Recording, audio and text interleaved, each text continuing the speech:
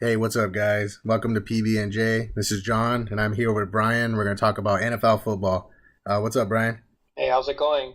Glad to have football back. I like that college football starts a week earlier from the NFL season. So I spent the weekend, like this Labor Day weekend, watching college football. So it was nice to have football on Friday, Saturday, and Sunday too. I didn't check the schedule to see if anyone's playing today, but if there is, then I missed it. But it's good to have football back. Now that we're almost done with baseball, we can get back into the better sports, right? Like football and basketball coming back and everything. Yeah. Basketball normally starts up around Halloween, so by that time, the NFL will be in full swing, and we'll have plenty of stuff to watch. It's actually kind of cool. I was thinking how Game of Thrones ended last week, and I was like, oh man, what am I going to watch on Sundays? And I was like, oh yeah, football. It's back. It's all good now. I'm a big football freak. Brian got into football recently, right, Brian? Last 3 years? Yeah, it's mainly from fantasy football. I used to watch it before, but I just never. It took me a while to really understand a game, and that's a problem I think with football for fans outside of the States. It's a little bit hard to understand if you don't know. Like, it's not a game where you can just watch and like know all the rules, because sometimes, like from what we've seen in the past, like even the referees don't know the rules, right? So it's a hard game to learn, and once you kind of learn it or pick it up, then it's like a really fun game to watch. So we'll kind of, I guess I'll talk about like more about myself later in football. I mean, not that I played or anything, but like I am a season ticket holder for one of the teams. So I've been watching football since I was a kid, about 20 years now, and my team was the Niners. That's when I started watching football, they were on TV all the time. It was right after, a couple years after they won the Super Bowl in '94. And when they won the Super Bowl, I really wasn't a fan of them yet. I just remember watching football, and I remember watching that game when they played the Chargers. And I wasn't into football too much. I just remember being on. And then as I started watching football and I started getting into it, at that time, so now this is around 95, 96, around there, they were on TV all the time because they were still good. You had Steve Young and Jerry Rice. And so I just started watching them all the time. And since we didn't have LA teams back then, they would either show the Raiders, the Chargers, or the Niners. And at the time, since the Niners were good, they were on TV. And so that's why I ended up watching. So I started to become a fan of them. And then Brian moved up to San Francisco a couple years ago. And he just mentioned he got a season ticket holder for the Niners. And so he became a fan. But you kind of came in at the wrong time, right? Yeah. So the year I moved up to the Bay Area, that was the year. Man, who's the coach now? Like Jim Tomsula. I think that was Tom. Yeah, that was Tomsula. Yeah, that was his first year, and yeah, I joined the team like right after Jim Harbaugh left. So it's nothing but misery so far. They tricked you, right? They built that nice stadium. Oh, you gotta come check out this new stadium, get tickets, and they're just crappy football. Yeah, it is a nice stadium. But since then, like the past 3 years, like there's two other stadiums that just opened, and they look really nice too. So I like that all these new stadiums are coming in. I'm all for new stadiums. A little sad, in the U.S. we're not very good at preserving the old stadiums. Usually they'll just tear it down. But yeah, it's nice to see all these like high tech buildings getting put up.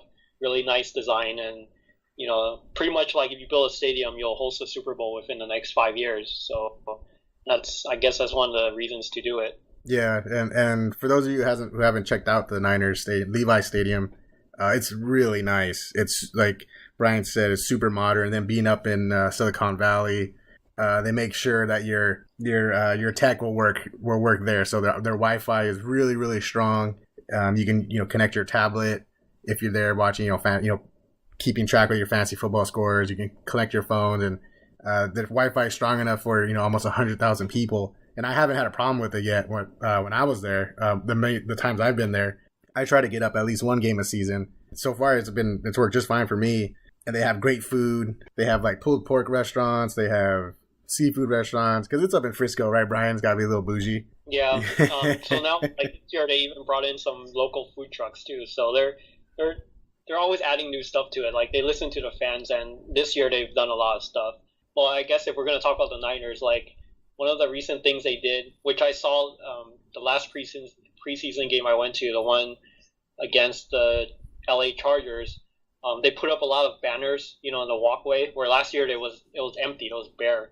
So now they have like banners of the players and like these Super Bowl moments, and they also brought in the Ring of Honor thing that they didn't have the first 2 years. So the next time you come up here, you'll see the difference. It's a lot cooler than it was like the last few years. Yeah, that's cool. So since we're Niner fans, we'll get into them a little bit. What we'll plan to do is we'll go through each division, and I'll give my predictions about how I think they're going to finish, and kind of go over each team a little bit. But since I know the Niners pretty well, so does Brian, we'll start off with them. And and so Brian brings up the banners, and the whole reason was that in 2015 we had what I like to call the offseason from hell. The Niners fired Jim Tasula. They fired Jim Harbaugh, which was a huge mistake. The dude was our best coach in years. They brought in Jim Tomsula, who was way in over his head. The guy was he was a defensive line coach. He was not ready, and we had a mass exodus of players. Just so much talent we lost in one offseason that we still haven't recovered from it. And we lost great players, like future Hall of Famers, like Patrick Willis retired because of the foot injury. Justin Smith retired, our all-pro defensive end, because he had been playing for 14 years or so. Anthony Davis, our right tackle, retired for, I still don't know why, right, Brian? He just retired. Yeah, he just didn't want to play anymore. He just didn't want to play anymore. These guys super young. He was an all-pro right tackle. We had one of the strongest offensive lines in the league, and he just walked away. So we lost him. We had to get rid of a couple guys who were getting in trouble with the law, like Alden Smith and Ray McDonald. Again, all pro players. Like, these guys were not, just solid guys that have on your team. They were all pros. And when you lose that type of talent in one offseason, you really can't recover from it. It doesn't matter how you draft or what free agents you get. It was too much. So we lost all this talent in just a couple of months, and our team just took a nosedive. The last year with Harbaugh, we were 8-8.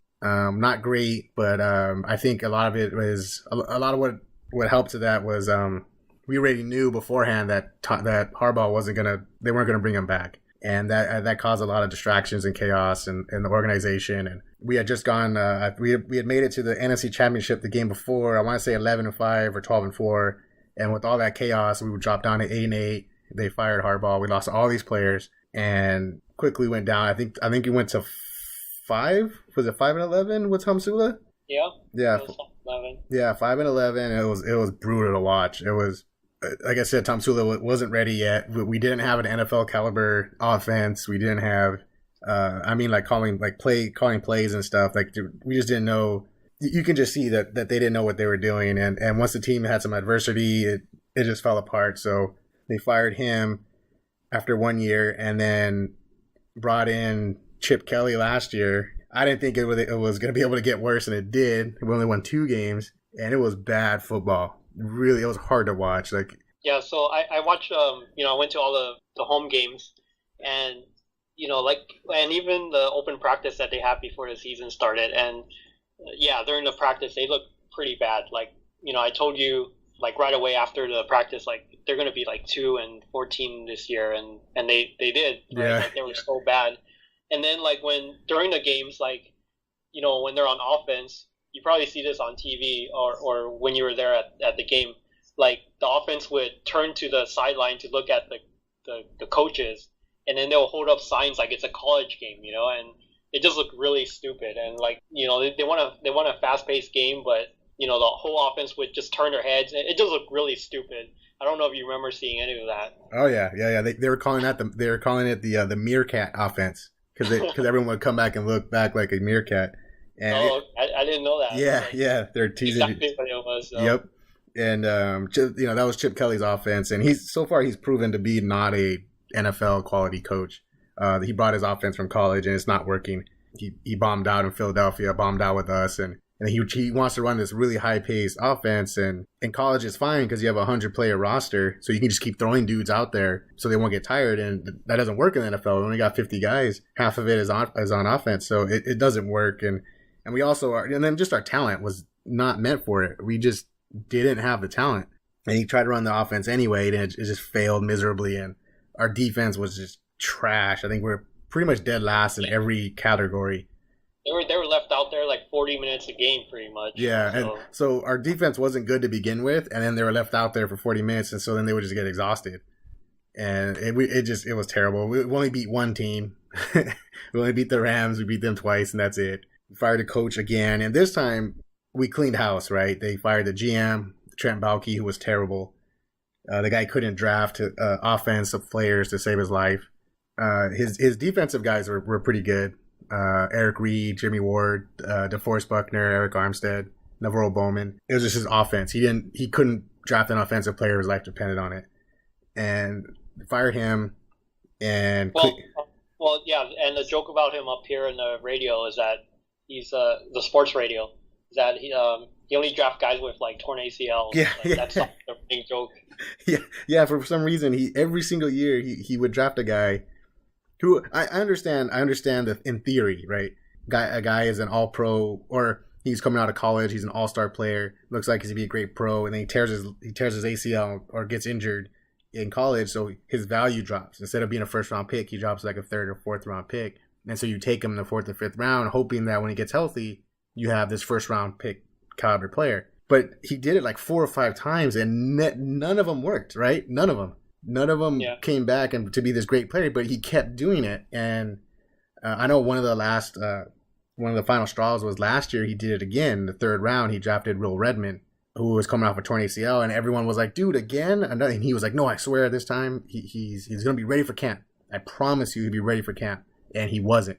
He had to go on injured reserve again, or not again, but he went on injured reserve, missed the whole season. And a third round pick that's an important pick. That's a potential starter.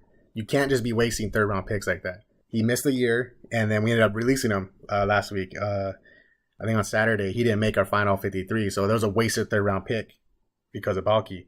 And the guy just had this weird draft strategies, weird draft theories. It didn't work.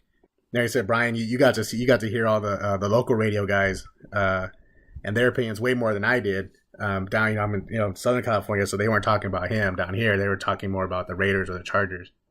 Yeah, they had a good time like making fun of the Niners. It was pretty funny. And it's like moved up here. This is like when the Raiders are coming up and the Niners are sucking. So you hear more good things about the Raiders and not so much about the Niners. So it's pretty funny to hear. I mean, like when I lived in LA, I didn't hear that type of stuff where they would let callers call in like just really angry and frustrated, and they let them vent, just to complain about the team. So it was like pretty interesting to hear, and they were brutally honest too, which was not what I expected. Because in LA they have a lot of these Homer radio hosts, right? And they keep it all Homer, so you wouldn't hear any negative kind of like comments from callers or from the radio hosts. No, especially for the Lakers. Right. Yeah, the Lakers can do no wrong even when they were really bad. Like they've been really bad the last 4 or 5 years, but you would never know about it listening to local radio. Like they're ready to win the championship next year. So it was probably like a big shakeup up there with the Niner fans and the Niner talk show hosts is ripping the players, and they ripped the owner a lot too, right, Jed York? Yeah. Oh yeah. So so my seats are like right in front of the owner suite. Yeah, so I don't think you've seen them there before when you go to the games, right? No. Yeah, because I always tend to go up there in December, and by that time the team's in the toilet, and so he doesn't even show up. Right.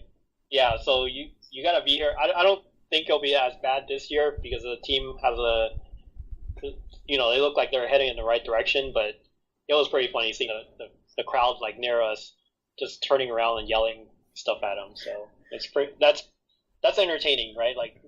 Since the team loses on the field, there's like other entertainment going on like near where I'm sitting. Yeah, it's pretty funny when I went up last year. When I went up twice last year, and when I went up there and we went to see the Jets game, remember? Yeah. The Niners were up; they're actually winning at halftime, but yet everyone in the stands was like, "Okay, how are we gonna blow this? How are we gonna lose?" Like no one was expecting us to win. Everyone was just like, "Okay, we're gonna blow it. How is this gonna happen? Let's see how they do this." And I'm like, "Damn, that's pretty pessimistic. We're up like 21-7, and nope, they did. They blew it." So the Jets came back, and I was like, "Oh god!" And everyone, and no one was really mad. They were just like, "That's what I expected." Yep. Yeah, like everyone was just resigned to the fate of losing. So it was pretty funny.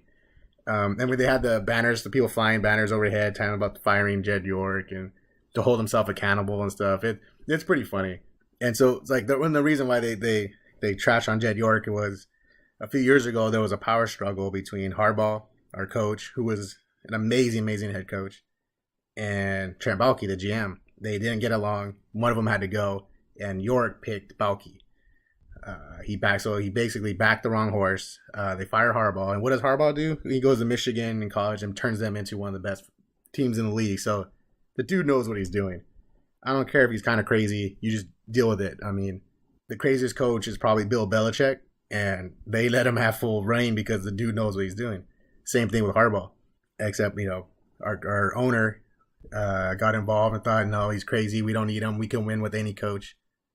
And they let him go, and now we see what happens. It kind of sucks. This is the third offseason from hell for me. I know, Brian, you're a new fan. I remember in '99 we had another offseason from hell, and that was when we lost Steve Young.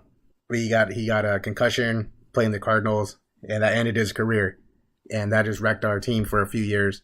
We didn't lose a ton of talent like this year, so we were turning it around in a couple years, and then we became a playoff team again when we had Jeff Garcia emerge as the quarterback. And then the other offseason from hell was 2003, and that was when the Jed York's parents, John and Denise, had taken over full control by then. They don't really care for the football team. They got the team from their brother, Eddie DeBart, or Denise York's brother, Eddie DeBartolo. He got in some legal trouble, and she got the team from him. Her and her husband didn't really care. They want to save money, and they cut all the starters on the whole team. I still, to this day, I don't know why. It's because they want to save money. That's all I can think of. They cut everyone. Cut Jeff Garcia, Terrell Owens, traded him to the Eagles, Garrison Hurst, J.J. Stokes. Just, you go down the list. And instead of signing new starters, they just promoted all the backups and made them all starters. So, of course, that didn't work. And we went 1-15. No, we went 2-14. And it was pretty similar. We only beat one team that year, and that was the Cardinals. And that's how we ended up getting the number one pick. And then we made another mistake. Instead of drafting Aaron Rodgers, we took Alex Smith, and which we're still paying for to this day. That's what's crazy. That was a 2005 draft, and we're still looking for a quarterback to this day. And Aaron Rodgers is a Hall of Famer. So I went through those two off seasons, and then I thought, I'll never see that again. And then it happened again 2 years ago. So I was like, no, it's happening again. I can't go through this. Not again. Yeah. So you were talking about not drafting Aaron Rodgers, right? So here's a what if scenario. What if they did draft him? Do you think he'll be as good as he is now? 4 years to kind of be a backup behind Brett Favre, right? So yeah, something to prepare. Yeah, I heard coming out of the draft, he wasn't that good. Yeah, no, it was that's a very good question, and the short answer is no. I don't think so. I think he would have got murdered because we were so bad. And yeah, when you go back to that 2005 draft, it was a toss up in the draft. It's easy to look back now and say, oh, it's such a huge mistake. But going up to that draft, if you go find an old draft magazine or something, it was a real tough choice. Alex Smith dominated in college. I think he only lost once. Aaron Rodgers was really good, had some more losses. And then also he was coming out of Cal, and the recent history of quarterbacks coming out of Cal at that time wasn't great. So it was a tough choice. The Niners went Alex. It ended up being the wrong choice. And yeah, Aaron Rodgers went to Green Bay, and they still had Brett Favre. So he sat for 3 years behind Brett Favre. So he got to practice, and then he got coached up. Then the Packers are always one of the best. They're one of the most well-run team in the NFL. And so he got coached up. He got to sit and watch behind Brett Favre. And after 3 years, his fourth year, he became a starter, and he was ready to go. If he had gone to Frisco, he would have jumped in right away like Alex did, played behind one of the worst O-lines in football. He would have got coached up by one of the worst coaches. We had our coach was Mike Nolan at the time. He wasn't very good, and he probably would have got beat up just like Alex did. Alex got hurt because he was getting sacked so many times. He busted his his collarbone twice. Who knows? That might have happened to Rodgers. Maybe Rodgers is so good it wouldn't have mattered. Maybe Rodgers would have just became Rodgers anyway, but I don't think so. I think he would have got beat up and his confidence would have got shot a little bit. Kind of like what we saw with David Carr when he came out of Fresno. He went to Houston and just got murdered over there, and they ruined him. And his whole career, he never lived up to being the number one pick. If he had gone to a good team, who knows what would have happened. So So yeah, I don't think so. I think Rodgers would have been. I think he would eventually became a good player, just because he's so talented. But I don't think he would be as good as he is now, to where he's considered potentially one of the best quarterbacks of all time. That's the problem with like good quarterbacks coming out of college. Like they always get drafted to a crappy team and they just get out there and get blasted. So yep, and we're seeing that with Cleveland. They can't find a quarterback to save their life because the guys they draft, they just go out there and they play with a crap team and just get like you said, they just get blasted and they ruin their careers. We mentioned earlier that they cleaned house, fired Chip Kelly, they fired Trent Baalke, and we brought in Kyle Shanahan as our new head coach. He was the offensive coordinator for the Falcons last year, and he put together their record-breaking season. They made it to the Super Bowl. They lost that now infamous game where they were up 28-3 and blew it. We hired him after that game, and then we also brought in a surprise GM, John Lynch, who was Hall of Fame player with the Bucks and Broncos, and they spent the last few years as a TV analyst. And I was shocked when they hired him. I had no clue that he was a potential candidate. What were they saying up there, Brian, the local sports guys? Well, they were talking about Mike Shanahan. Like they were expecting him and Kyle to come as a package. But yeah, so they hired the son, but not the dad. There were a few other ones. The one from Patriots, is it Josh McDaniels? Did I get that name right? Yeah, Josh McDaniels. He was in the running too, and a few other ones I can't remember. Yeah, there was a lot of really highly qualified candidates, and then I remember they all started taking their names out. Remember, they started taking their names out of consideration, and I was like, "What the heck's going on?" Turns out they all knew that the Niners were going to hire John Lynch. And then what's cool is you brought up Mike Shanahan. I don't know if you know, but did you know that he has an office up there right next to Kyle? Now or back then? Right now. No. Yeah, he's like an unofficial. He's like a consultant, but he's there all the time. So it's almost like we're getting Mike Shanahan for free. That's cool. Yeah. It's better.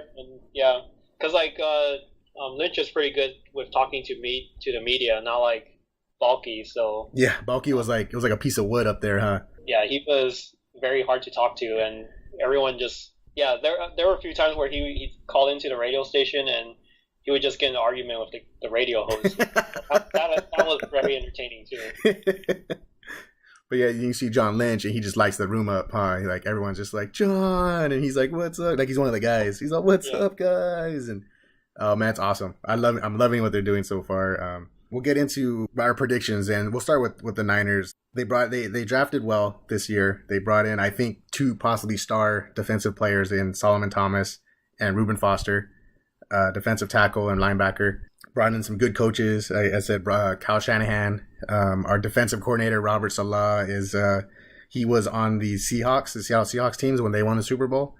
He was one of their coaches, and he was bringing their style of play to our defense. And so we're switching from a 3-4 to a 4-3. Our defensive line, I think, is going to be really good. Eric Armstead, DeForest Buckner, Solomon Thomas.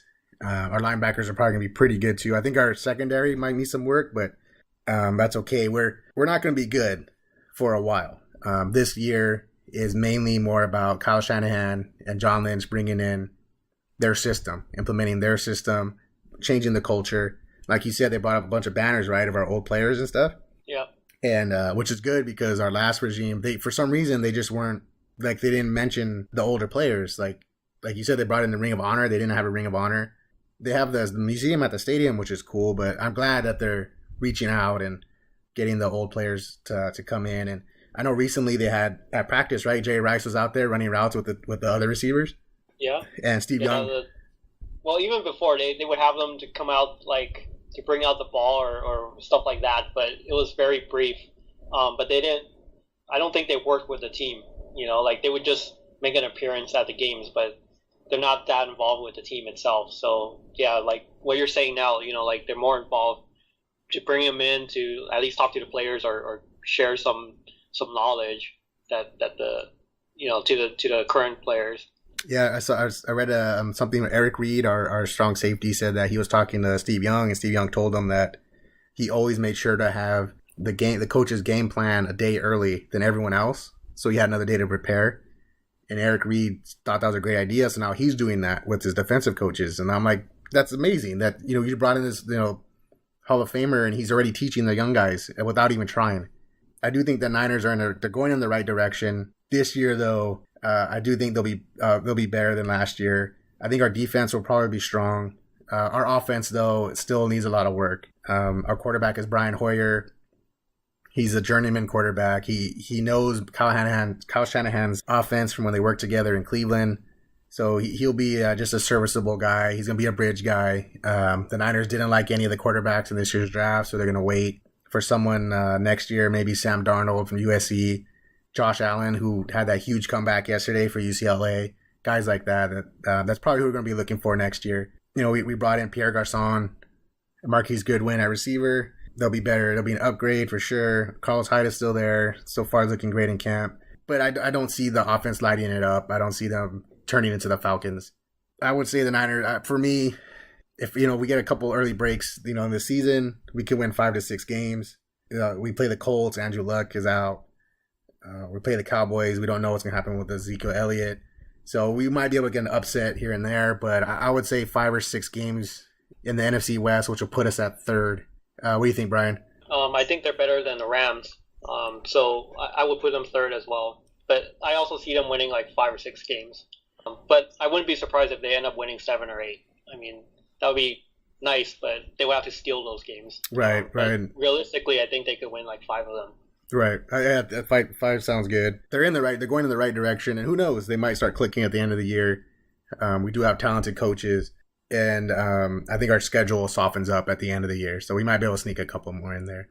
So I'll put them at third, and over the 4th place team, which is the Rams. I was just about to call them the St. Louis Rams. They are not. They are the LA Rams now. They fired their coaches as well. They got rid of Jeff Fisher this year, and they brought in Sean McVay, who was the offensive coordinator in Washington last year, I believe. And he's the youngest head coach in the NFL, history. He's only 30 years old. They have a talented defense. And they have guys like Aaron Donald, on the defensive line. The problem with them is their offense is still really bad. Jared Goff showed nothing last year as a rookie. Todd Gurley, who everyone thought was going to blow up last year, hit a sophomore slump. And they're not really sure if that was because the offense itself was so bad and the offensive line was terrible that it hurt him, or if he's just not that good. We'll see this year. They just made a trade for Sammy Watkins for Buffalo. He has a ton of talent, but he can't stay healthy. So that's another roll of the dice to see if maybe he can help the team out. But they still have a long ways to go. Talent-wise, I don't see them on the par with the 49ers. So without going over their schedule with the fine-tooth comb, I would say anywhere from 2 to 4 wins for them. Last year, they only had 2. I'm thinking of Cleveland. How many wins did they have last year? Let me look. Who, the Rams? The Rams, yeah. I had 4. Yeah. So that sounds about right. They started off hot, and then they sucked the rest of the year. and the whole reason being Jared Goff. I think that's why they're not going to do well. He just showed nothing last year. Oh, do they have a backup ready to go in case he does suck? Like, do they have someone ready to take over?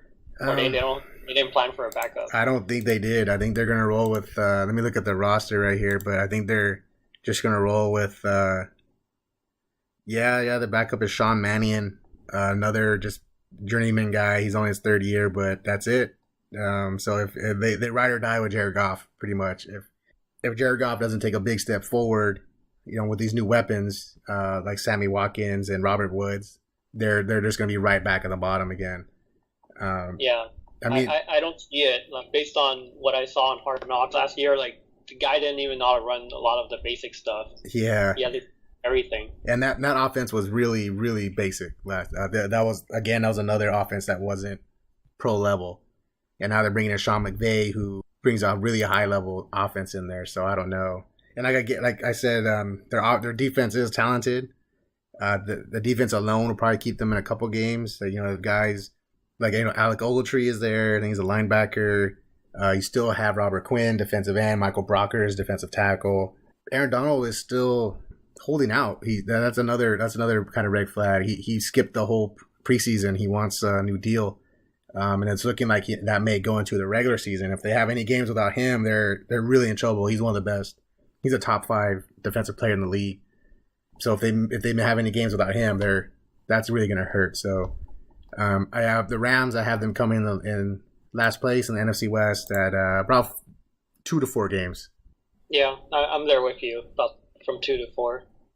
So we have the Niners at 3, so we'll skip them. And then me and Brian were discussing the Cardinals offline right now too. I have the Cardinals coming in second. Brian actually has them winning the division. So why don't you talk about the Cardinals a little bit, Brian? Why do you think they can get it? Well, Honey Badger is back, right? So that should help with the defense.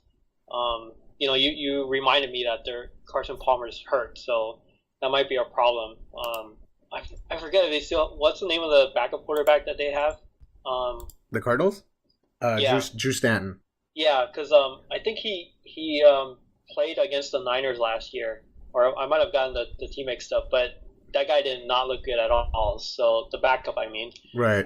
So if they don't have a decent backup quarterback lineup, then yeah, they could lose a lot of games. So yeah, I mean, I picked them as for first in the division, but like losing Carson Palmer, that's a big deal, and Fitz is getting a year older, so it'll probably be hard for them to squeak it out. So if I can change my mind, I would pick them second now. Yeah, they actually signed our old quarterback Blaine Gabbert as their other quarterback. Okay, they're fine then. Yeah, and we saw him firsthand how terrible Blaine Gabbert is. So yeah, so Carson Palmer is okay now, but he is older. He's 37.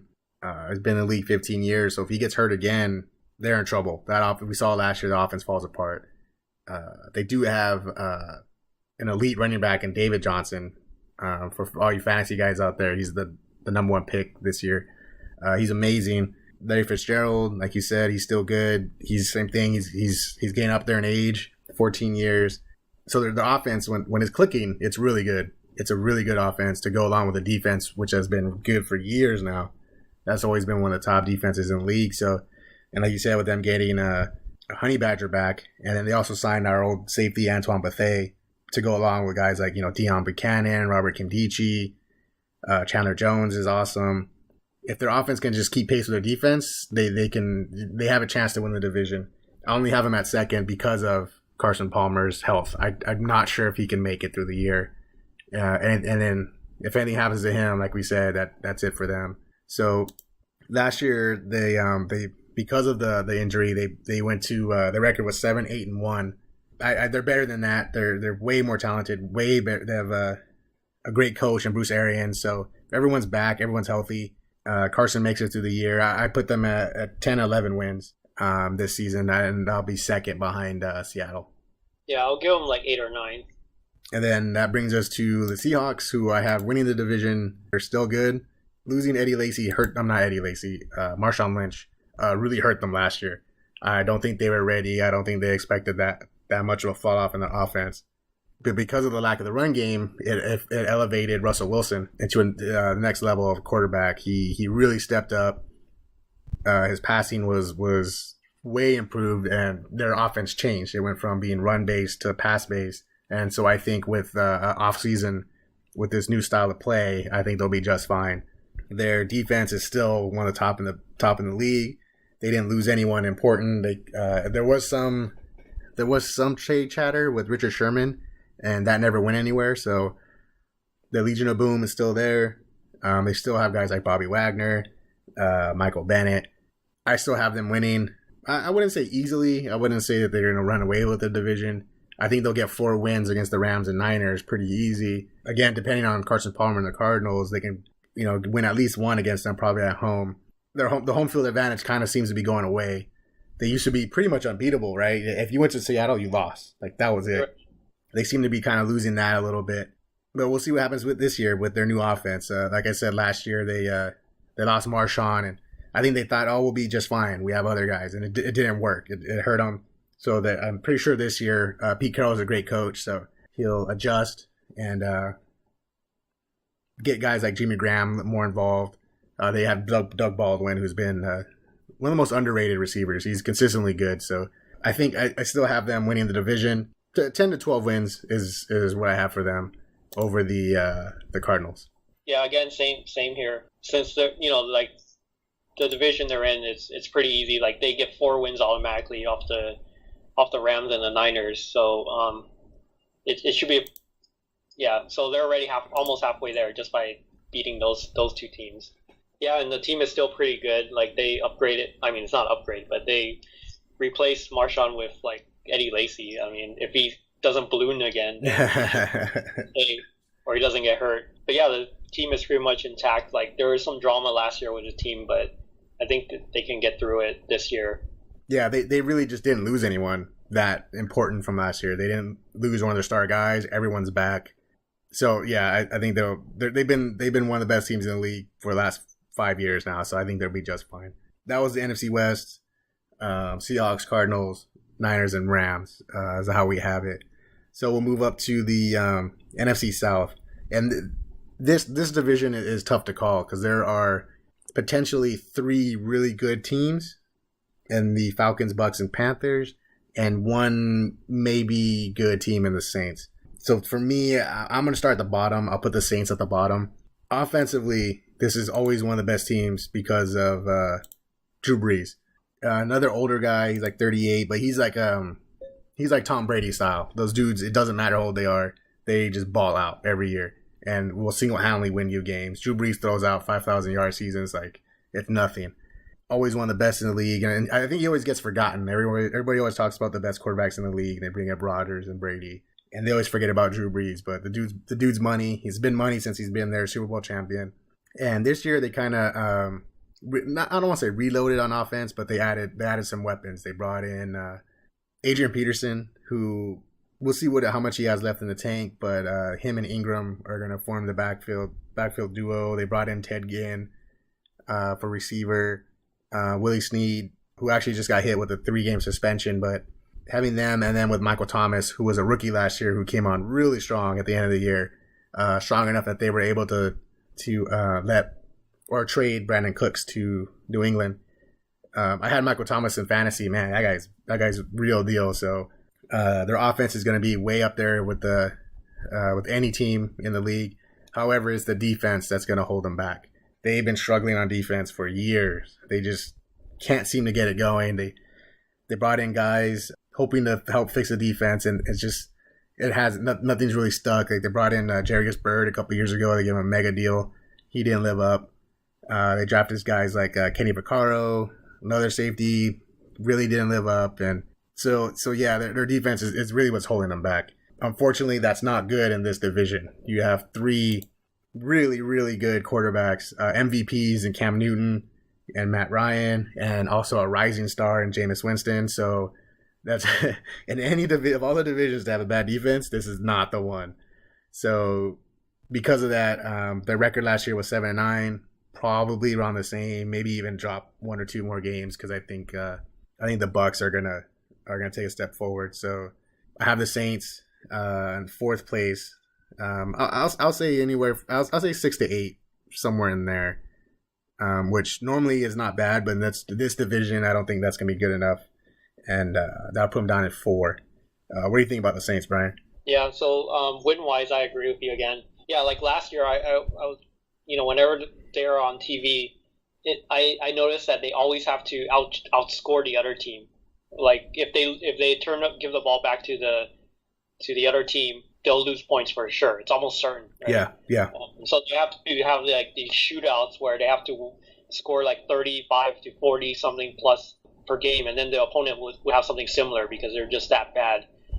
So if Drew Brees wasn't there, like they would get blown out every single game. Yep. Like all their wins, it's just because of Drew Brees keeping the team competitive, or else like they would be blown out every single game.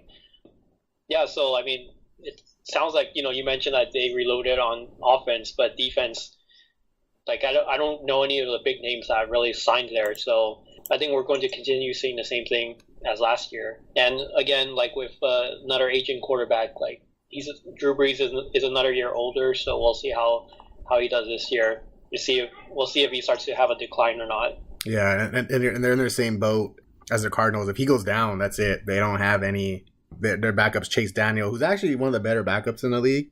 he can probably hang in there for a game or two, but if he has to start the rest of the year, then that's it. Just stick a fork in him.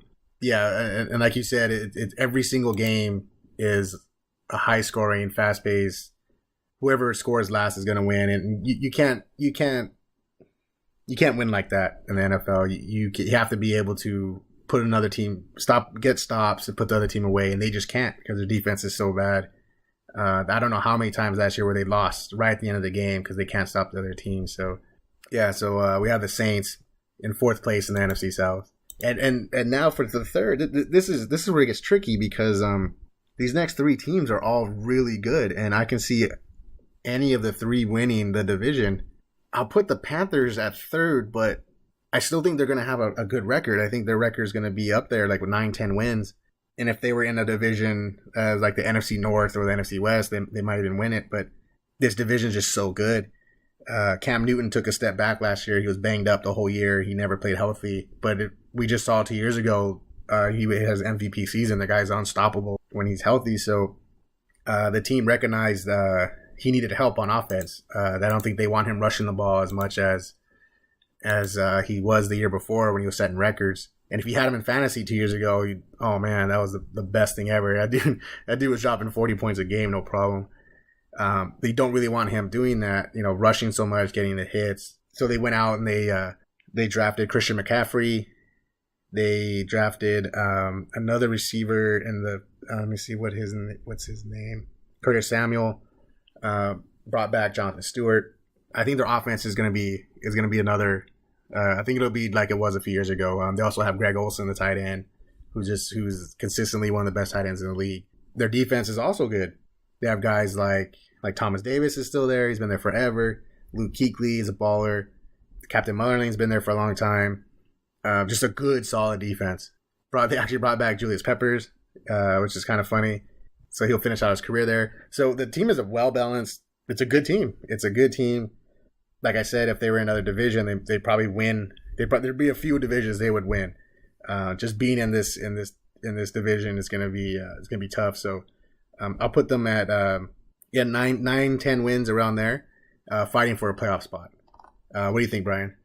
Win-wise, yeah. Again, I'm probably going to agree with you on most of these wins.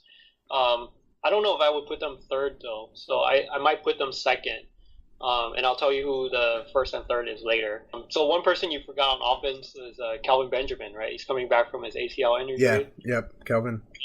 And they, like you mentioned earlier, Ted Ginn is now with the Saints, and that guy, he drops so many passes. So on offense, they should be a lot better, which is why I put them in 2nd place. So, I mean, not much more to say. The team looks. I mean, they had a down year last year, but they were in the Super Bowl just 2 years ago. So if they can keep things together, they should be an upgrade from last year easily.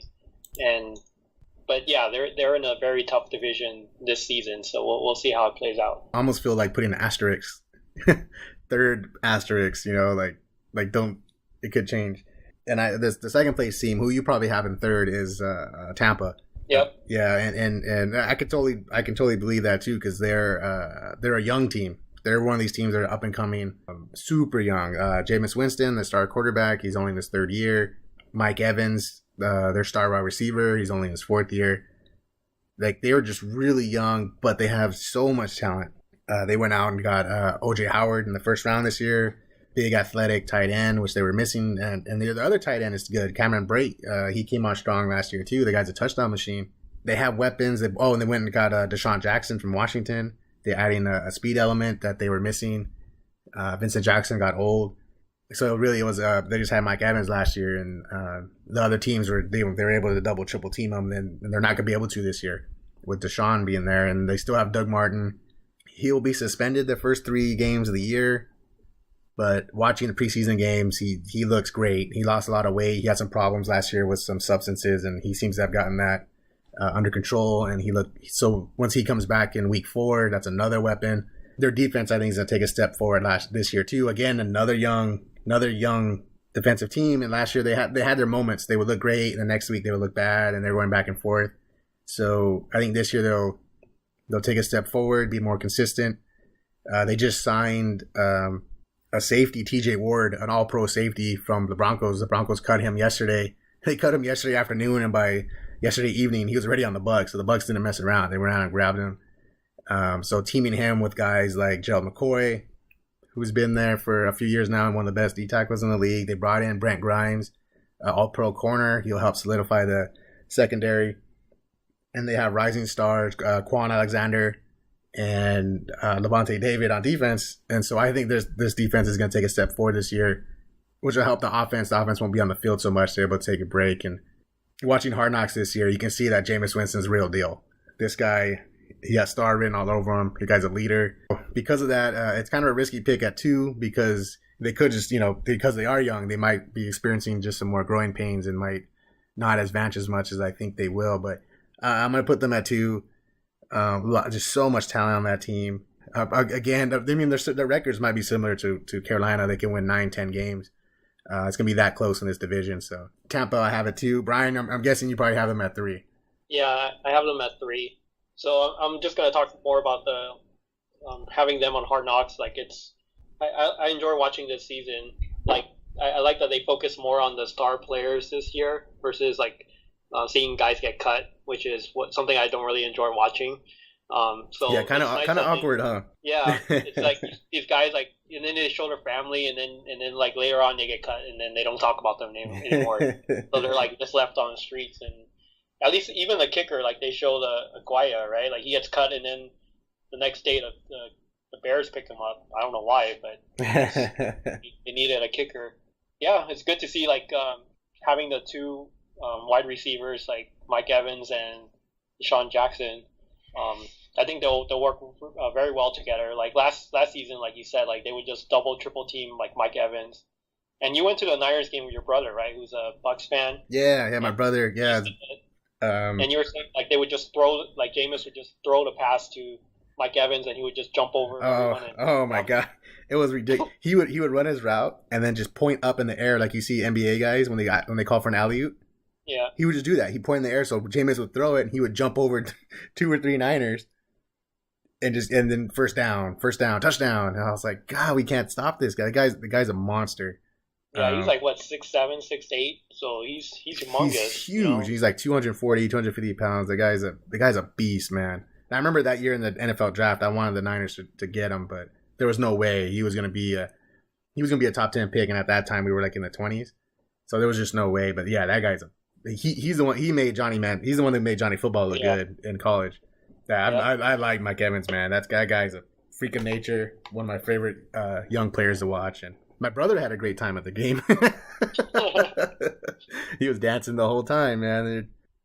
Yeah, I think so. In Hard Knocks, you see Jameis, he's becoming more of a leader. He's joking with the guys, but then when it's game time, he's all business. But then they also showed, and which I've also seen, he'll make these bonehead plays, right? He's under pressure, and then he'll do something stupid, just throw the ball away into the crowd and get the ball intercepted. So, on the show, they see the coaches just yelling, giving it to him, they want him to be responsible for those type of plays. So hopefully he learns from it, and yeah, we'll see how the team does. But yeah, they should be improving from last season for sure. So we'll move on. So that means we both have the same team winning the division, and that's the defending NFC champions, Falcons, who should have won the Super Bowl. We still don't know what the hell happened, but they're bringing everyone back. Yeah, they are losing Kyle Shanahan, which is a pretty big loss. The guy's an offensive genius, and he's now the coach of the 49ers. But they brought in Sarkisian from the ex-USC coach, right? Yeah, So you're bringing in a veteran offensive guy, who's keeping a lot of the same fundamentals and offense as Shanahan. So it might not change too much, but offensively, this team is loaded. I don't know that many other offenses in the league as loaded as these guys. Matt Ryan proved himself as a legit MVP quarterback. They have 2 stud running backs in Devonta Freeman and Tevin Coleman. One of the best wide receivers, if not the best wide receiver in the game, in Julio Jones. They brought over Taylor Gabriel last year, who was kind of a one-trick pony, I think in San Diego, Cleveland. But last year they got the most out of him. He was a real find. Offensive line is solid. It's not great. It's not the best offensive line, but it does enough to where they let their weapons do their thing, and that's why I have them winning the division. Their defense is okay. It's okay, but when you have an offense like these guys, it just doesn't really matter. As long as they're not like the Saints, where the Saints defense is just so bad that there's really nothing you can do. These guys can get stops when they need to, except for the Super Bowl. These guys can get stops. They can get the other team off the field. They do have some studs like Adrian Claiborne. They brought over Dontari Poe. They have Courtney Upshaw. Vic Beasley came on strong last year. So they got players. They got good dudes. So I have them winning 10 to 12 games this year, winning this division. If they were like in the NFC West, or if they could probably win 14, 15 games. That's how good this team is. Yeah, not much else to say about these guys. They're bringing back the whole team pretty much. Just really, it's just how do they deal with the loss of Shanahan? That's going to be a real test. Matt Ryan, though, I think is smart enough to keep everything going, and they shouldn't miss a beat. I don't think so. They have good coaching. What's the guy the head coach? He was the defensive coordinator in Seattle. I'm forgetting his name, but he's a good coach. The guy came in and really solidified this team. They had Mike Smith, who was their coach for a long time before that, and he was okay. Was known as not being a risk taker. He was just super conservative guy, and he really didn't know how to get the most out of his offense, I guess is what I'm trying to say. He was a defensive guy, running a team who needed an offensive guy, and Dan Quinn, that's his name.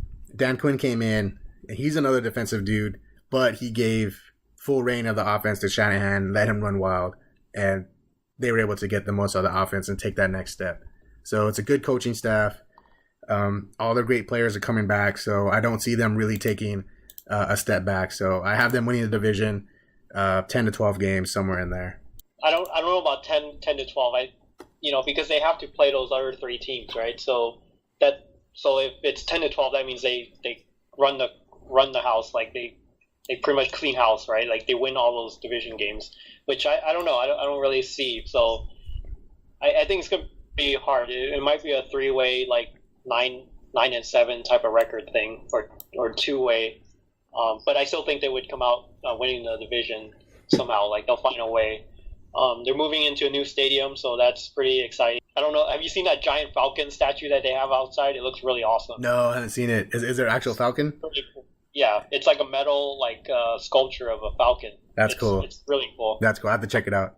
Yeah, and you mentioned like Mike Smith earlier. Like he, when they showed him on Hard Knocks, and even like just seeing him on the sideline, he looks really cool, and like he doesn't get upset or anything. So I was actually surprised when he's on the Bucks Hard Knocks, like you see him upset and stuff. Yeah, which is something I see him with the Falcons. Yeah, so yeah, he's one of those guys who seems like their temperament is more suited for a coordinator position, and which he is. He's on the Bucks now as a defensive coordinator.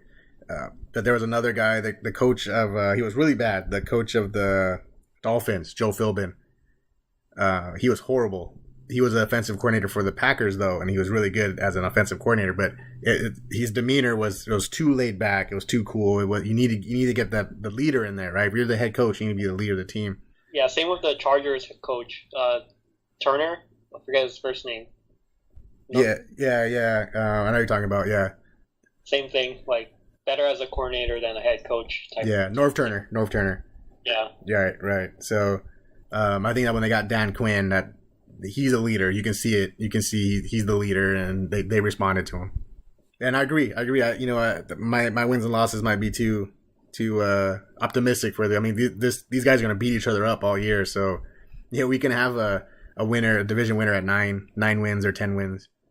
Okay, so moving on to the NFC North, and this one's a lot easier to call than the NFC South. There's some bad teams in this division, and I think it's pretty obvious that the worst one is the Chicago Bears.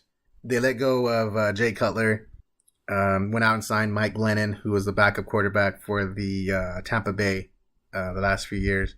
So it seems like they're comfortable rolling into the season with a backup as their starting guy, and they drafted a quarterback, Mitchell Trubisky, at number 2, who clearly outplayed Glennon in the preseason, but they want to be careful with him. They don't want to throw him out there.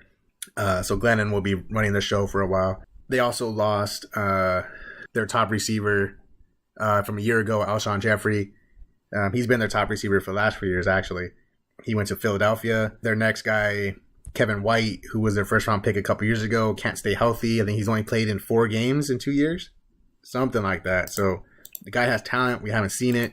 Their other promising receiver from a year ago, Cameron Meredith, tore his ACL, so he's out for the year. So this team has some problems. And also Mark Sanchez is the quarterback. If you have Mark Sanchez on your team, you're just in trouble. They do have a good running back in Jordan Howard.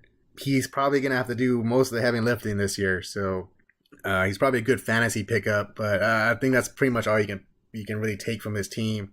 The offense is going to be really bad. Their defense, the Bears have always, that's what they're known for, right? They've always been the defensive team. They do have some young guys on here, Pernell McPhee, Danny Trevathan, but that offense is so bad that I don't think having even a great defense on this team is going to do anything. The offense is bad. When he made more than 3, I'll give him about 3 games this year, and probably we'll see Mitchell Trubisky in there. Maybe not halfway, maybe a little more than halfway through the season. They're gonna want to see what he can do, and they'll put him in there, and they'll bench Glennon eventually. So not much to say here. This is just a bad team. This is not a good team. I'm trying to think of who their coach is. Oh, it's John Fox. That's right. It's still John Fox. I thought for some reason maybe they made a change, but they didn't. They won 3 games last year. Probably gonna win about 3 games this year. Not a good team. I don't really know what they're doing for the future. John Fox is one of those coaches who does well with veteran teams, like when he took over the Broncos or back in the day with Carolina. He's not one of those guys that you can put on a team, a young rebuilding team, and he's going to help bring them up. So it's they're in a weird spot. It doesn't look like they're in full rebuilding mode. They probably should be, though, within the next year or two. Just a bad team. So three wins for me. What do you think, Brian? Yeah, I would say 2 to 3 wins. Yeah, Matt Forte was on the team last year, right? So now he's on the Jets, or was he? He was already on the Jets. Yeah. Yeah. Okay. Yeah. So they pretty much have no offense. I don't know anyone from the defense. Well, you mentioned like the running back, but yeah, he'll be good for fantasy, but not anything else. Yeah, the quarterback situation is kind of weird. Like they signed Glennon before the draft started, and then I guess because the draft pick fell into their lap, they drafted like Mitchell Trubisky, who I didn't see anything out of when he was playing in North Carolina. So I don't know why they drafted him so high. I don't see it. And they've already signed Glennon, so it didn't make sense for them to get a quarterback in the first place. Like they knew they had the first 5 picks, and there were a few quarterbacks out there that were supposed to be pretty good. So they didn't have to do anything to get a quarterback. I mean, they didn't have to sign Glennon. So it's really weird what they're doing. I don't know if they're trying to tank on purpose or not. I don't see any moves of that like that they're doing to rebuild the team right now. So yeah, not much to say. It's just I don't think they're a good team. Yeah, there's not much to say. They're a bad team. So we'll move on to my next team, which is the Vikings. Man, the Vikings a couple years ago looked like they were going to be one of the best up and coming young teams in the league. They made it they almost beat the Seahawks in the playoffs. They should have if what's their kicker? Blair Walsh. If he hadn't missed that kick in the playoffs, they would have beat the Seahawks. And this team was really looking like they were going to emerge as a threat. Teddy Bridgewater was one of the best up and coming young quarterbacks, and they had guys like Stephon Diggs, young receiver. They drafted Laquan Treadwell last year. They have young running backs like Jerick McKinnon. They went out and got Latavius Murray. But a year or two ago, when it looked like they were going to take their next step, they still had Adrian Peterson.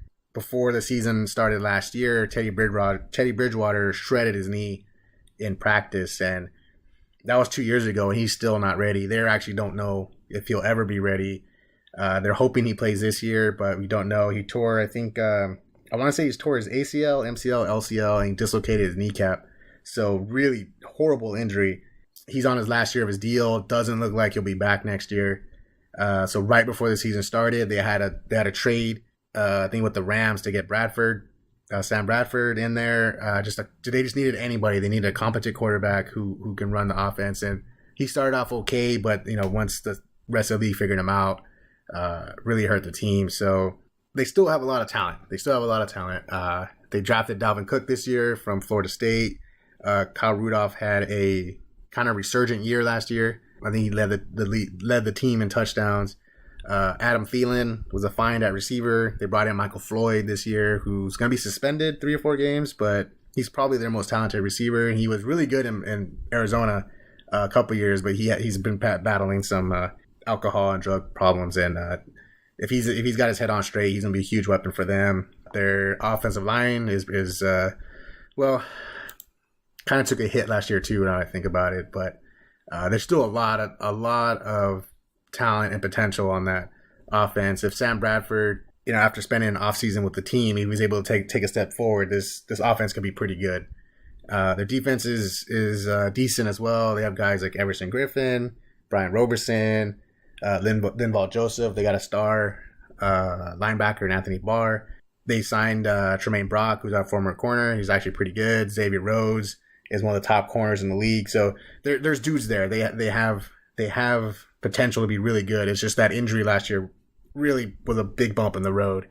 It's almost impossible for any team to deal with something like that, to lose your quarterback right before the season starts. The coaching is good. Mike Zimmer, he's a good coach. So I think he can keep this team on straight. So I have them at third, but they're not a bad team. Let me see. Their record last year was 8-8. I could see that happening again, maybe even win 1 or 2 more. But it really depends on if Bradford takes that next step. If he can take that next step and take advantage of the offensive weapons, they might challenge the Lions and the Packers. But the 8-8 from last year sounds about right. So I'll leave them at 8-8 for this year as well. Yeah, I would say 8-8. But I would actually put them second over the Lions. Yeah, I mean, I don't trust Sam Bradford, but I think the team's good enough to play better than the Lions. Bridgewater thing is kind of weird, right? Like, from the reports, like, he just did a simple 3-step back and then his knee just shredded. Yeah. No one touched him. He just went down. Yeah. Yeah, it's like, I guess that's freak, like, why they call it a freak accident. Yeah, exactly. Yeah, so, like, last year I watched a few of their games. I didn't watch all of them. First game or two when Bradford was the starting quarterback, they looked good, right? Like, they're really good. They looked going to probably do pretty well, and then I don't know if the teams figured him out or what, or the line just gave up on him, but they didn't end the season very well. So if they can bounce back from that, they should get a few more wins. But I would put them around like 7 to 9 wins and second in the division behind the Lions. Behind the Lions or the Packers?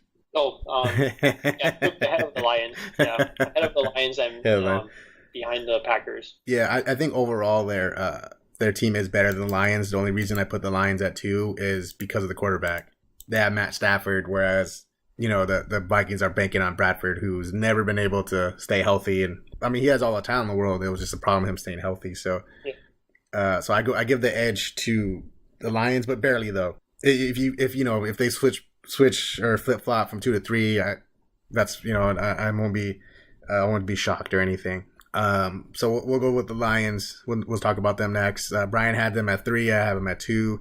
Offensively, they're super explosive. Not the most consistent though. Wouldn't you say? Like, sometimes they look great, and other times you're like, what the hell are they doing? And I think a lot of that Matt Stafford has that gunslinger mentality where he has no fear, and sometimes that works well, sometimes that doesn't. But having him at quarterback is a huge upgrade over Sam Bradford. So they have weapons. They have Golden Tate has when he came over from Seattle, right? Yeah, he was in Seattle. They had Megatron still, and he was the backup not the backup, but the number 2 to Megatron. And when Megatron retired suddenly, Golden Tate really stepped up. You got to see his talent that he showed in college, and he's become a legit number 1 wide receiver. So losing Megatron, was a blow, but he was able to step up. They brought in Marvin Jones last year from Cincinnati, who the first 2 games looked like the best receiver in the league, and he fell off really hard. So if he can get him back to playing more consistent, that'll help the offense out. They have okay running backs, Theo Riddick and Amir Abdullah. They're okay. They're kind of like Amir Abdullah is more of like the traditional running back, whereas Theo Riddick's more of a passing back. I don't like their tight end situation. Eric Ebron just sucks. I guess it's safe to say that he's a first round bust. The guy never developed anything. He's freaking huge and he's athletic, but just not a good player. So if they are ever able to get Matthew Stafford a reliable tight end, that would really help. The O line's fine. Defense is okay. They have Ziggy Ansah, who's a star. Haloti Ngata is still decent. He's not the force he was a few years ago, but he's still really good. Akeem Spence. So they have a good D line. It kind of looked like they're going to take a big step back when they lost in Ndamukong Suh, but not really. Defense is decent. I think they're kind of in the same boat as like the Falcons. The Lions are kind of like Falcons light. Good offense, decent defense that keep them in games. They're not gonna ruin it for them, but not good enough to overcome the number one team. I have them ahead of the Vikings barely. If they did it flip flop and they came in third, it wouldn't surprise me. Same thing, right? 8 to 10 wins in there, something like that. Good team, solid team, just not the most consistent. They'll look great some games, and the next game they'll just look like trash, and you just don't know why. Yeah, they got the Lions. The Lions at number 2. So I have some friends in Detroit, and they always tell me like the Lions are like the most frustrating team to watch because they do have the talent, right? Talking about the last 5 years, but they just, I don't know what happens. Like they just fall apart like towards the end of the season, or they go into. Have they been into the playoff lately? They probably have, but they've never won. Right. Yeah. No. I think they even made it last year, but they got bounced in the first. Yeah. So like they always have they always get the fans' hopes up, and then once they get there, or towards the end of the season, they just fall apart for whatever. And they had Megatron, like he's like the best wide receiver, but he before he retired, he was like hurt all the time, and I guess he decided like the injuries were not worth the money that he was making, so he just left the game. I don't know, like I put them third, right? So I don't see them like playing better than the Vikings this season. But we'll see. Like you mentioned a lot of like these mediocre, like serviceable, like running backs and stuff like that. So, and Matt Stafford, he just got paid that mega contract. So we'll see what the money will do. Like, will he relax now that he's gotten paid, or will he play harder than he did before? Like Matt Ryan, I think last year he got paid and he's played better than he did before. So we'll see if the same thing happens to Stafford. But I don't really see it. So they'll still get a few wins, but I don't see them playing better than the Vikings this season. Yeah, it's been a big problem with them. They just can't seem to find running backs. Remember they had Reggie Bush a few years ago? Yeah. he had one decent season with them. They always seem to draft guys, and it just doesn't seem to work. And that's really hurt them. You don't need like freaking LaDainian Tomlinson on the team. You just need a good running back that can chew the clock, get the tough yardage, and you don't have to count on Matt Stafford throwing 50 times a game. It's just been a big problem with them, and I think they got to do something to fix that soon. While Matt Stafford's still in his prime, so they can get the full extent of his abilities. So that was the Detroit Lions, number 1 team. This shouldn't be a surprise to anyone, and that's the Green Bay Packers. One of the most consistently good teams in the league year in and year out. I really can't remember the last time they were bad. I know there was a couple of times that they, like when when Rodgers a few years ago broke his leg. I think what it was. They missed the playoffs, but it normally has to do something like that where Rodgers goes down. Rodgers is one of the best, if not the best quarterback in the game. He has been for the last 10 years. As long as they have him, they're going to win the division. He's that good. He gets compared a lot to Brett Favre, who's better. It's a hard question to answer nowadays. I still lean Brett Favre, but the dude's awesome. The dude's amazing. His ability to just extend the plays is incredible. A guy, it looks like he's going to get hit with a sack. He spins out the way, runs back and forth, and somehow will throw a strike to the guy. Just some dude. You're like, who the hell is that guy? I didn't even know he's on the team. And first down. He had that great throw last year against the Cowboys. I don't know if you remember that. Did you watch that game, Brian? Yeah, he the pass was like out of bounds, and then in a very small tight window, and he got it in there. Yeah, that's pretty much the only spot where the defender couldn't get it, and he did. And he was running across the field, threw across his body. I don't know how he did it, but he did it. Yeah, there were a few of those jump balls that he got like right there on the spot where for the other Rodgers to grab too. So, yeah, there was probably 3 of those jump ball plays that completed. And how many Hail Marys? Like the dude just throws Hail Marys, like, and he, right. You're not supposed to do that, and he does it. So as long as the Packers have Brett, not Brett, I keep saying Brett Favre because he does remind me a lot of Brett Favre, their style of play. But as long as they have Rodgers, they're going to keep winning the division. He's just that much better than everyone else. Like I said, it's if he's not the best quarterback, he's second after Brady. Like he's just that good. They have good weapons. Jordy Nelson's one of the best receivers in the league. Came back last year from a torn ACL, led the league in touchdowns. He's another year healthier. Him and Rodgers are totally in sync. So one of the best tandems in the league. Devontae Adams really stepped up last year at receiver. It looked like Randall Cobb was going to be the next superstar receiver on the team. It looks like it actually might be Devontae Adams.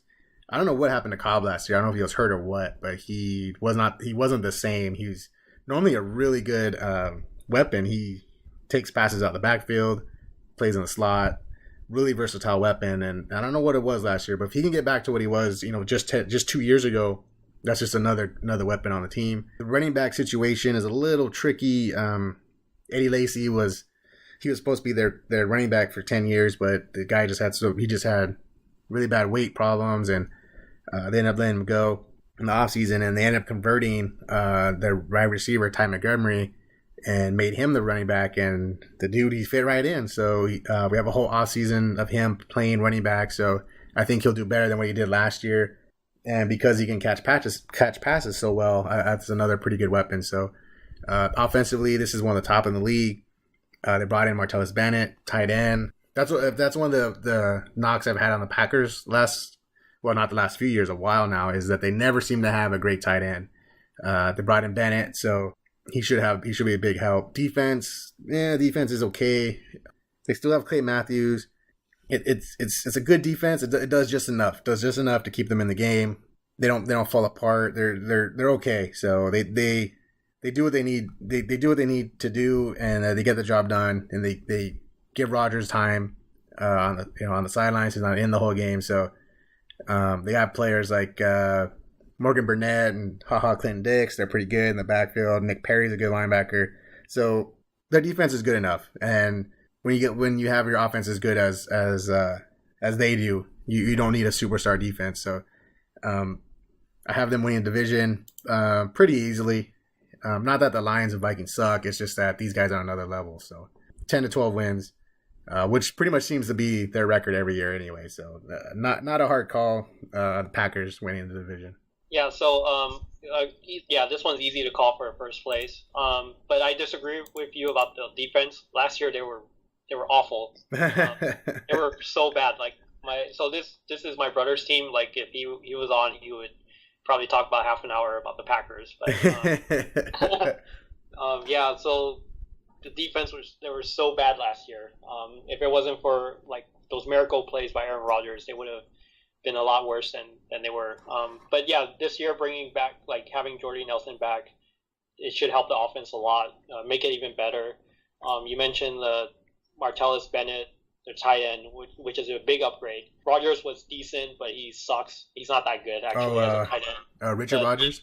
The tight end Rodgers, Richard Rodgers. Richard Rodgers, yeah. Yeah. I mean, he caught those Hail Marys, but, like, overall, he's not that good of a tight end. And like, you also mentioned they converted, like, Ty Montgomery from a wide receiver to a running back, and that seems to work out pretty well for them. Offense, like, I'm not worried about them. They should win a lot of these games. It's the defense that I'm worried about.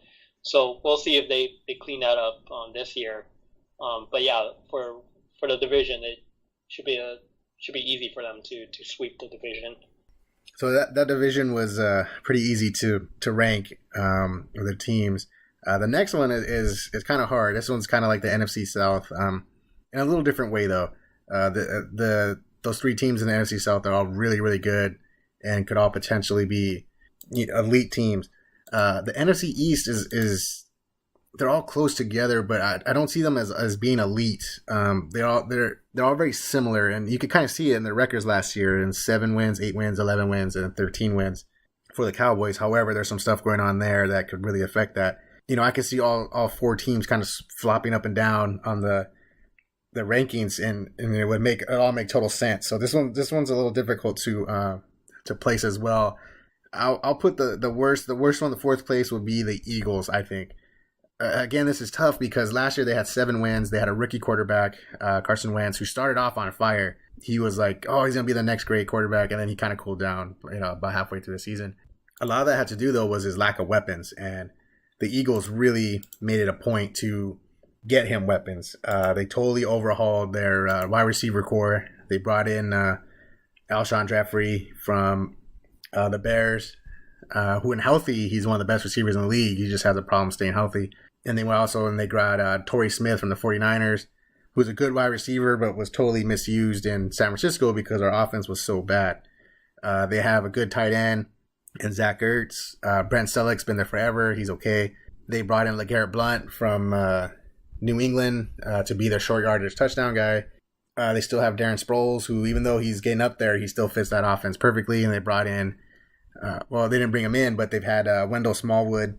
He was on the team last year as a rookie, and looks like he's going to be probably their featured guy. They let go of Ryan Matthews, who was hurt his whole stay there. He was brought in from the Chargers, and he was supposed to be their guy, but he just can't stay healthy. I don't even remember how many games he played last year, the year before. They had DeMarco Murray 2 years ago, and his style of play just didn't fit, and they let him go. I think Chip Kelly was still there, so his style of play didn't fit there. So they brought in Doug Peterson, a former NFL player, quarterback, so he's more of an offensive guy. So last year they had 7 wins, and their offense kind of sputtered, but they really went out of their way to bring in some weapons this year. So I can see their offense taking a big step forward if everything clicks. If Carson Wentz takes that next step as a quarterback with these new receivers, they can do some damage. Defense, they have good players in Brandon Graham. He's been there a few years now. They still have Fletcher Cox. They brought in Chris Long, who was a longtime player with the Rams. Won a Super Bowl last year with the Patriots. They brought him in as a veteran. Yeah, their defense is okay.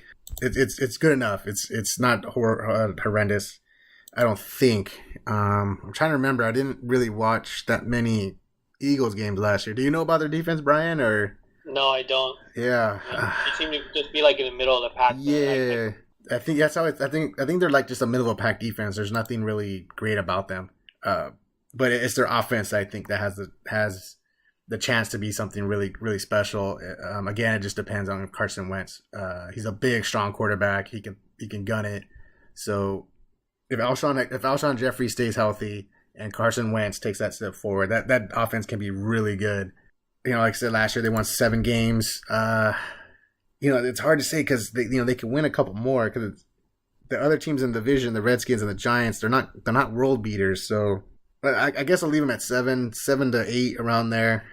It just really depends on if that offense clicks, I can give them a couple more. If the offense really comes together, they might be able to pass the Redskins up in the standings. But right now, I'll keep them down. I keep them about 7 or 8, just because I don't really know how that offense is going to look as of yet. So I'll keep them there. I'll keep them there in 4th place, around 7 8 wins. Yeah, I agree with you. This division is hard to call. It's pretty much the battle for 8 and 8, right? Like, yeah, pretty much. 9 pretty much gets into the playoffs. So it's just a bunch of, I don't know if it's because they all just cancel each other out or what, but the past 4 or 5 years, it's always like whoever gets 8 or 9 wins, it's enough to get into the playoffs. Right. In the past, it was the South, right? Like the is it AFC South? Like they used to be pretty bad too. Like, I think there was one year where 7 wins got them into the playoffs. Yeah. I forget which team it was, but I want to say it was Houston.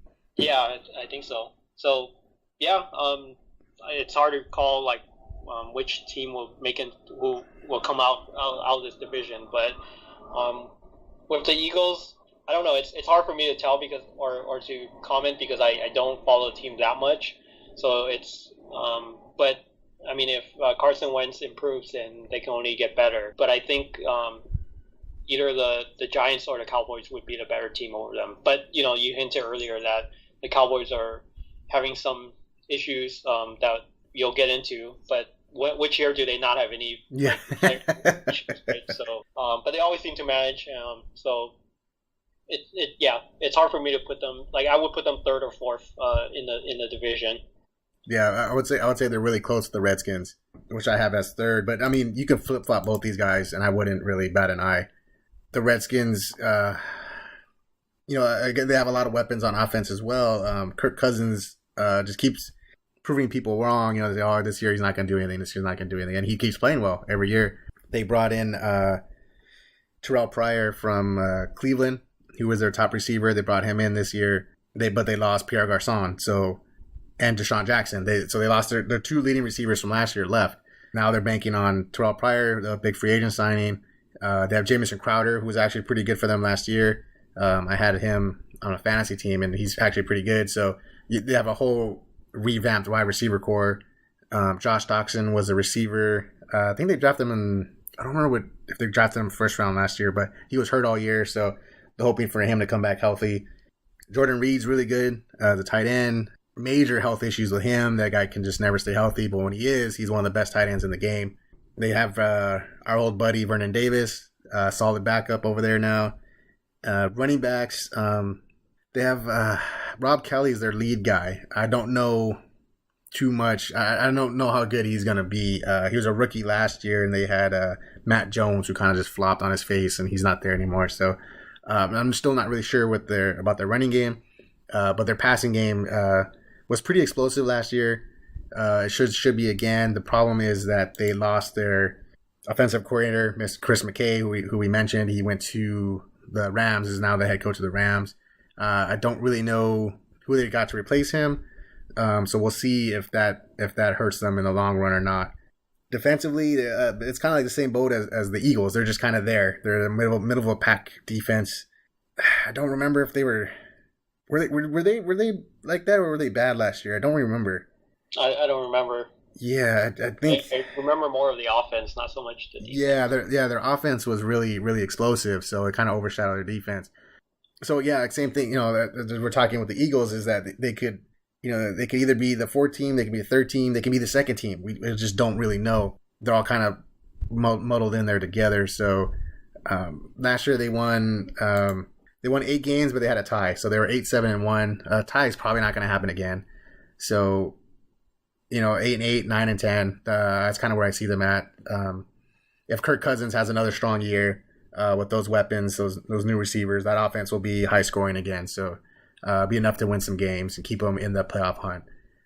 So that's why I have them 8 or 9 wins, third place. Again, this is another team I didn't really follow too much.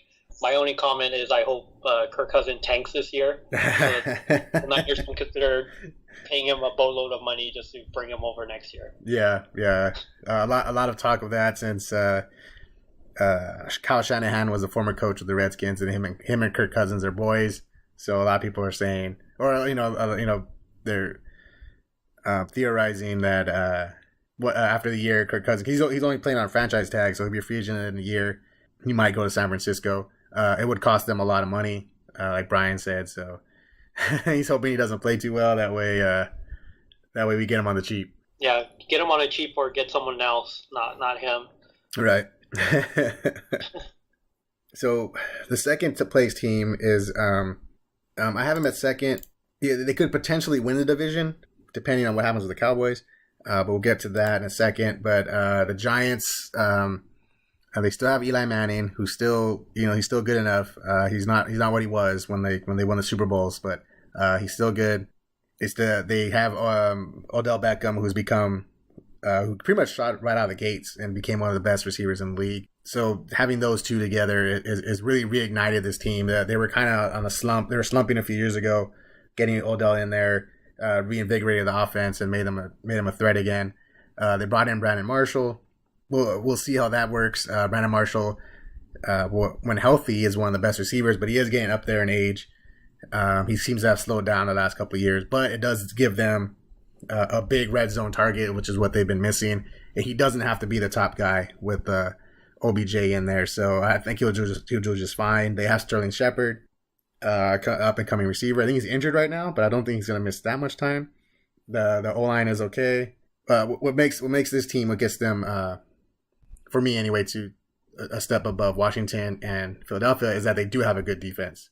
I just read today someone, I think it was ESPN, said that they wouldn't be surprised if they end up being the top defense in the league. So with them having such a good defense with a good offense, it puts them a step above those other two teams. So I don't see I don't see the Redskins or the Eagles passing them. You know, they have guys like they brought in Olivier Vernon last year, Jason Pierre-Paul. This will be his second year removed from his firework incident when he lost a finger or two fingers from his hand. So it didn't seem to slow him down too much last year. So he'll be even better this year. They brought in the corner Janoris Jenkins. They still have Dominic Rodgers-Cromartie. So it's a good defense, really good defense. You know, like they're probably top 5 in the league. So it puts them a class ahead of the Redskins, the Eagles, and quite possibly the division. So, Brian, what do you think about the Giants? You know, they have like what they call it, a $200 million defensive line, right? Yeah, so yeah. It's pretty good. I mean, you mentioned all those players already. And on offense, they upgraded, like a small upgrade by getting Brandon Marshall. So even if he doesn't play well, he's still a distraction to the defensive safeties. So we'll see. I mean, Odell's probably going to get better. This is his 4th or 5th season now. I mean, he just needs to take the game more seriously. No more boat parties and stuff like that. So, but I think they'll do fine. They should win a lot of games this year. Yeah, my only knock on the offense is their running back situation. Paul Perkins, I think he's going to be the starter, but he didn't really show a whole lot last year. So that to me really prevents me from seeing them as having an elite offense. Is their lack of a running game, and they're still counting on Eli to throw a lot. And at his age, that's not the best idea. Well, they got Geno as a backup, so they're fine. That's right. So I have him at 2. However, Dallas, who won the division last year, has some problems with Ezekiel Elliott. He was suspended 6 games, and they're in the process of right now of appealing that, and there's a lawsuit going on, blah, blah, blah. Won't get into that stuff, but if he misses 6 games, that's such a huge blow to this team. He came out last year and just was a monster. I don't know if he led the league in rushing. If he didn't, he was like second.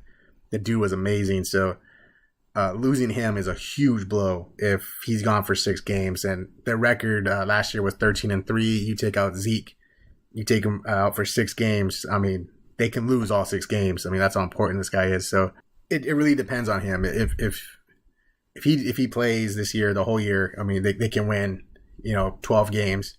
I don't know about 13. 13's that's really good. That's a really good year. Maybe come back down to 11 or 12. Without him, if he doesn't play those 6 games, man, you can drop him down 7, 8 wins. So it really depends. With him in there, it's an elite offense. They still have Des Bryant, one of the best receivers in the league. They have Cole Beasley, who's established himself as one of the best slot receivers. Jason Witten, old man Jason Witten, still getting it done. One of the best O-lines in the league, if not the best. Dak Prescott was a surprise. He came out last year, replaced Tony Romo when Tony Romo got hurt and ran away with the job pretty much when Romo was healthy. Hey, sorry, man, this guy's legit. So another year with Dak Prescott, taking another step forward, going through the whole offseason as a starter. Their offense is going to be one of the top in the league again. Defensively, their defense wasn't as bad as everyone thought it was going to be. Going into the year, everyone thought it was going to be, maybe the worst in the league. But I think because the offense was so good, it helped the defense, and they ended up becoming a decent defense, middle of the pack type defense. They do have some studs. Sean Lee was able to stay healthy all year, and that's always been a big problem with him.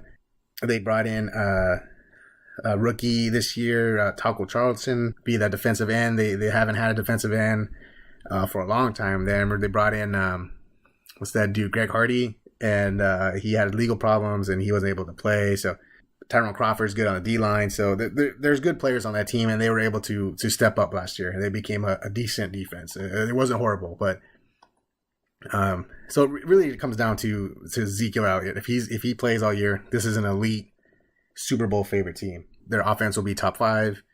They'll go deep into the playoffs. If without him, if he misses 6 games, they're going to have problems. You can knock them back down to 8-8. So really, we don't know. It just depends on Zeke Elliott. Yeah, it's pretty much that plus, and also like whether or not Dak Prescott improves, right? So this is his 2nd year. Usually they get better, but we'll see if he gets any better. But their performance last year is pretty much how the Cowboys played 3 years ago, I want to say, when DeMarco Murray was on the team. Right. Yeah. It seems like they have that formula. Whenever they have a really good running back, their quarterbacks play a lot better. They can chew up the clock, and they can put up a lot of points just by having ball control. So without Zeke in the lineup, we'll see. Like, a lot of the pressure will go on Dak Prescott. So we'll see how he performs under pressure, where he has to throw the ball more. Like last year, he was pretty safe. He had 3 interceptions, but that's because he played it safe. Like, all his passes are all within the 5 to 10 yard line. So 5 to 10 yards. So they're all like a dink type pass. Right. So if he has to like really open up and throw a long like a bomb, I don't know if he's capable of doing that because of the pressure that he'll have without the running back there. So so it all depends on those two star rookie players last year. So yeah, if there's no suspension, then I think they'll probably win 10 games. If there is any suspension, then, like you said, they'll probably win like 7 to 9 games. So we went through the NFC, all their divisions, and so that we have the division winners being right now the Packers, Falcons, Seahawks, and tentatively the Cowboys. So those 4 are in the playoffs automatically. For the 2 wildcard spots, this can be tricky. I mean, it's quite possible that the 2 wildcard spots can come out of one division. It's happened before. It doesn't happen often, but I wouldn't be surprised if the Bucks and the Panthers both make it as wild cards. Yeah, it's not likely. So, looking at the divisions right now, I would say, well, the 4 division winners, I'm gonna predict. I'll take one from the NFC South. So, I had the Bucks over the Panthers, so I'll take the Bucks as a wild card, and I think I'll take the Giants as a wild card too. So, I think I have the Cardinals barely missing. And the Panthers is barely missing. For me, I would have the Giants and the Panthers. I would say the Bucks missed the playoffs this year. Yeah. I mean, it's very, very possible. I mean, that's what sucks when you have so many good teams in one division. Yeah. So I don't know how the matchups would work out. This probably isn't a surprise, but I have the Packers and the Falcons in the NFC Championship. The Seahawks, I think, will win their first game. I don't think they'll have enough wins to get into a bye week. So I think they'll win the first game, and I think they'll lose in their second round. They're still a good team. They're not as strong as they were. I think someone like the Packers or the Falcons can take them out, especially if they're not in Seattle. Same with the Cowboys. I think the Cowboys will be like how they were last year. They had a bye week, came out, lost to the Packers. So I think it's just the experience of Rodgers. I guess the Packers they're going to make deep playoff runs every year, and I think the Falcons being the most well-rounded. I have the Falcons and the Packers in the NFC Championship with the Falcons heading back to the Super Bowl. Very close over the Packers, though. That's gonna be really close. I can see the Packers doing it as well, but I'm gonna stick with the Falcons. So unless they're the Buffalo Bills from the 90s, I don't see them going back into the Super Bowl. So, and I can't bet against Aaron Rodgers. So I think the Packers would be the one coming out of the conference. That's cool. I mean, I see it too. I think it's a close race between them and the Falcons. Rodgers is just legit, and I think that offense is going to be really good. Like you said, though, if their defense didn't get any better, that's going to be a problem. But either way, I'll go with the Falcons or the Packers, and you're going with the Packers or the Falcons. So that was the NFC. This is we're getting pretty long, so we'll cut it for tonight. We'll cut it at just our NFC preview. And part 2 with the AFC will be next, and our predictions with the playoffs and the eventual Super Bowl champions for 2017 season. But anything else you want to throw in, Brian, about the NFC? Just hope the Niners do play better this season. Yeah. Oh, man, I really want to see them win one of these times I go up there. I went up there in 2014, the first year they had the new stadium, and I saw them beat the Cardinals, and that was Harbaugh's last game and Frank Gore's last game. So I got to see that, which was cool. Beating a Cardinals team with Drew Stanton, though, not really an accomplishment, but hey, I'll take it. It's kind of funny. Well, funny and sad, but after the game, we won. Everyone was all happy, and we went across the street to get something to eat at the IHOP, and we didn't even get I didn't even get to order yet, and I got the alert on my phone. Jim Harbaugh fired, and I was like, son of a bitch! Like, didn't even take I didn't even get to order food yet, and they fired our coach. And then every single time since then, I think I've been up there 3 times since then, and they've lost every time. So yeah, hopefully this year we get some more wins in there.